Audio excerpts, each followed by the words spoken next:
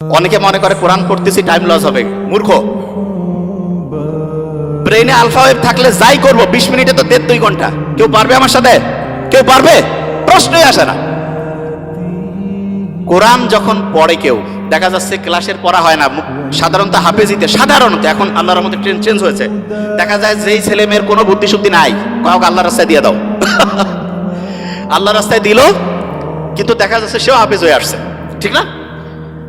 তা আল্লাহ তো বলছে যে আমি তো তোমাকে হেল্প করবই, এবং আল্লাহ যে প্যাটার্ন দিয়েছে সেইখানে কোরআন পড়ার পরে আলফা ওয়েভ তৈরি হয়, দ্রুত তার পড়া, দেখা যাচ্ছে শর্ট টার্ম থেকে লং টার্ম মেমোরি সেন্টার রিজার্ভের প্রক্রিয়াটা গতিশীল হয়।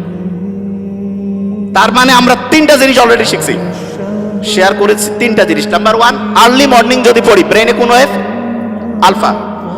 যখন নামাজ পড়লাম তারপরে কোন ওয়েভ? যখন কোরআন পড়লাম তারপরে কোন ওয়েভ? আলফা। 3টা বুদ্ধি পেয়েছি। আচ্ছা, এখন একটা প্রশ্ন আসে, সেটি হচ্ছে